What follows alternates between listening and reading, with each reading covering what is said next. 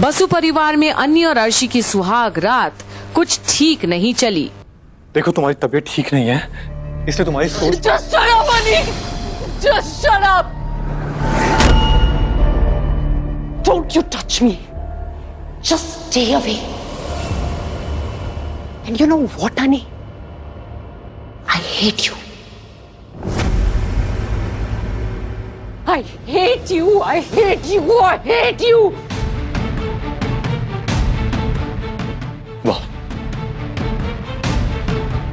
बहुत खूबसूरत तोहफा दिया तुमने मुझे आज। अपनी ये नौटंकी बंद करो। अर्शी, तुम्हें जो बोलना है तुम बोलो, लेकिन एक दिन मैं साबित करके रहूंगा कि मैं तुमसे कितना प्यार करता हूं। अनी, तुम मेरा ख्याल रख सकते हो,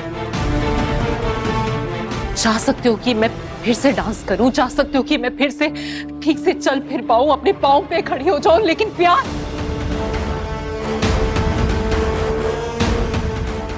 तुम मुझसे नहीं करते नहीं। प्यार तुम सिर्फ झनक से करते हो, और आज मैं तुम्हारी वजह से उस झनक से हार गई, और मेरे हारने की वजह सिर्फ तुम हो नहीं, सिर्फ तुम। और आज पहली बार अन्नी के पास कुछ नहीं बोलने के लिए, क्योंकि अर्शी समझ गई है कि झनक उसकी जगह ले चुकी है अन्नी के दिल में, और दोनों अब आमने सामने खड़े हैं, एक दूसरे को देखते हैं। शायद अर्शी सही बोल रही है, क्योंकि अन्नी को भी इस बात का असर हुआ है, और अर्शी और अन्नी आज एक नहीं हो पाए। पर डिनर लेते समय डाइनिंग टेबल पर थोड़ी ज्यादा लेनी होगी आप सबको।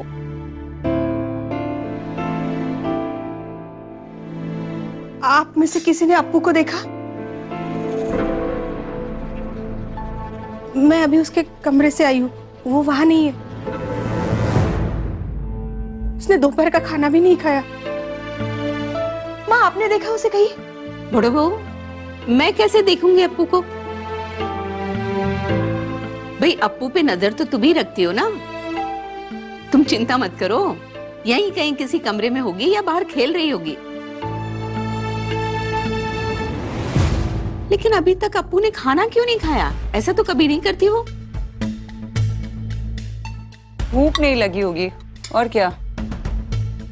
बड़ो माँ, आपू दी तो बहुत जल्दी खा लेती है।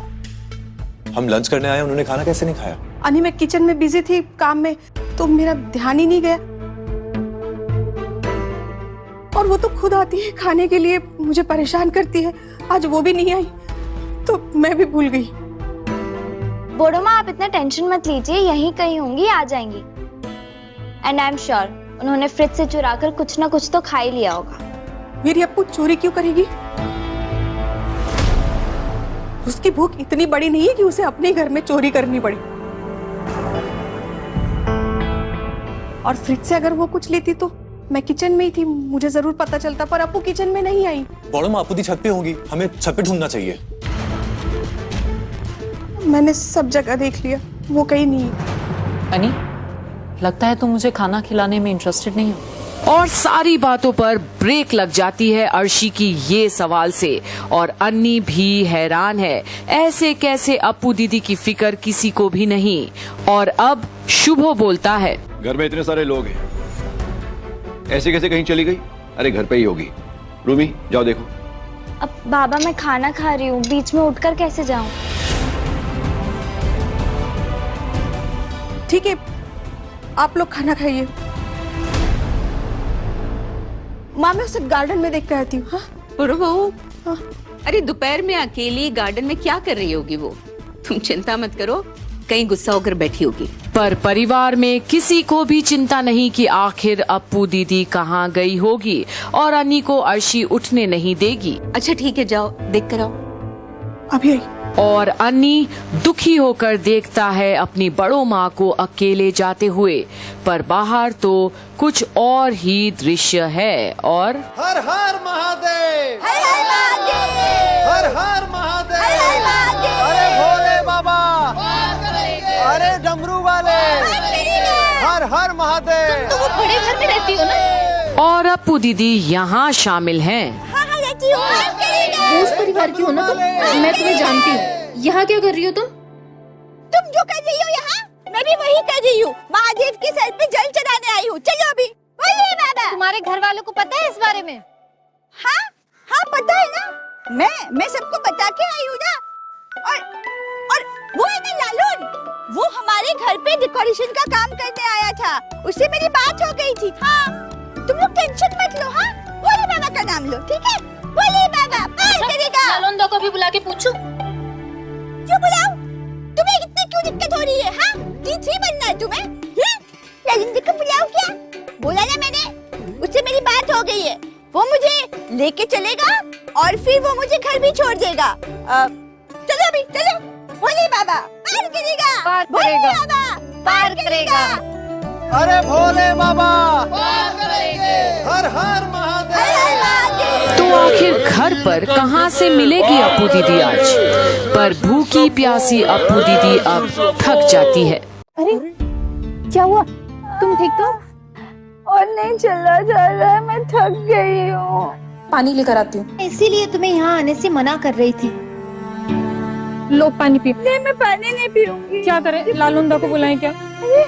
नहीं उसे मत बुला, वो जातेगा मुझे। भोले बाबा करेंगे। क्या हुआ प्राची? वो बोस परिवार की बेटी हमारे पीछे पीछे यहाँ तक आ गई है। कौन बेटी? कौन सा परिवार? अरे वही बड़े घर वाले जिनकी बेटी है ना, दिमाग से कमजोर है जो। वो कहती है कि उसे भी हमारे साथ भोले बाबा पर जल चढ़ाना है। और आपको पता है वो हमारे साथ साथ यहाँ तक आ रही है। और इतना ही नहीं, उसने तो ये भी कहा है कि आप उसे घर छोड़ने वाले हैं। क्या? ये बात कब हुई? हे भगवान, ये लड़की मुझे मरवाएगी।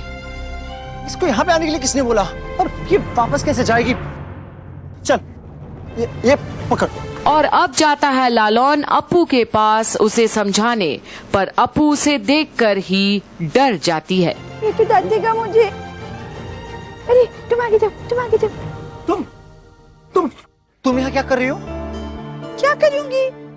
महादेव के सर पे जल चढ़ाने आई हूँ। तुम मेरी वाट लगा के मानोगी क्या मेरी माँ? तुमने घर पे क्या बोला कि मैं तुम्हें वापस छोड़ने आऊंगा? अरे मैं ऐसा क्यों बोलूंगी? पागल हो क्या? मैं तो किसी को बिना बताए आ गई हूँ। क्या? और ये तो आफत मोल ले लिया है लालून ने अप्पू दीदी को भोले बाबा के ऊपर जल चढ़ाने की बात बताकर। वहीं अन्नी अब भी हैरान है कि अप्पू दीदी आखिर कहाँ गई। नहीं, मुझे नहीं खाना। क्या हुआ अर्शी, ऐसे क्यों रिएक्ट कर रही हो? मैं तो खिलाने की कोशिश कर रहा हूँ ना, प्लीज। कहाँ रिएक्ट कर रही हो नी? तुम छोटी सी बात को इतना बड़ा क्यों बना रहे हो? और क्या? अरे अप्पू का क्या है, किसी कमरे में फर्श में लेट के उल्टी सीधी हरकतें कर रही होगी। थक गई होगी, सो गई होगी, तभी तो घर में इतनी शांति है। एक्चुअली काकू, अब इस घर में शांति से बैठ के हम खाना भी नहीं खा सकते हैं, बताइए। और बढ़ावा दो अपनी बड़ी बहन को। इसीलिए तो दिन ब दिन उनके नाटक बढ़ते जा रहे हैं। तो तुम ही बता दो विपाशा, हमें क्या करना चाहिए?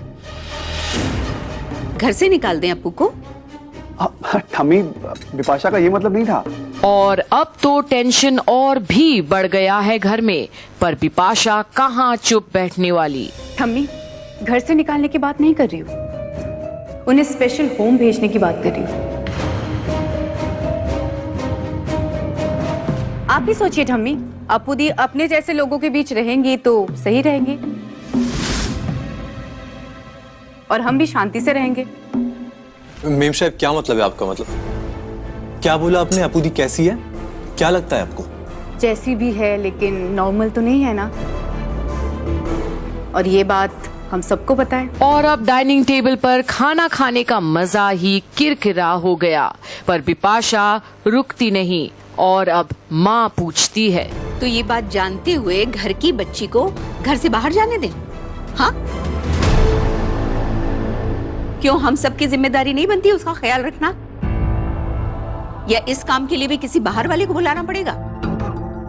ठम्मी अपूदी की वजह से ना हर पल हर वक्त इस घर में जीना मुश्किल हो रहा है। इसीलिए जो मुझे सही लग रहा है मैं बोल रही हूँ, बाकी आप लोगों की मर्जी। शांत। विपाशा, थोड़ा धैर्य लाओ अपनी जिंदगी में, थोड़ी समझदारी दिखाओ। अप्पू इस परिवार का हिस्सा है। हाँ, हमसे थोड़ी अलग है, लेकिन हमारा ही खून है। और जहां बाकी लोगों को दादी की बातें फिजूल लगती है, वहीं अन्नी बिल्कुल सहमत रखता है अपनी दादी से। थोड़ी समझ कम है उसमें, बस। माँ, मैं ये बात नहीं मानती। जब उसे बदतमीजी करनी होती, उल्टे जवाब देने होते, तब तो पूरा दिमाग चलता है उसका। पर तनुजा की ये बातें सुनकर दादी सकदम रह जाती है। वहीं अन्नी को सहन नहीं होता अपनी ही माँ की बातें सुनकर। बिपाशा से तो उम्मीद ही नहीं थी कभी उसे। देखते रहिए आगे क्या होता है। अप्पू दीदी की वजह से क्या घर में बंटवारा का माहौल तो पैदा नहीं हो जाएगा। देखते रहिए झनक की सारी अपडेट्स यहीं कंप्लीट बॉलीवुड पर, जहां अप्पू दीदी आखिरकार कब आएगी वापस और कौन लेकर आएगा उसे वापस, और उसका असर अब क्या होगा। देखते रहिए झनक की अपडेट्स यहीं पर।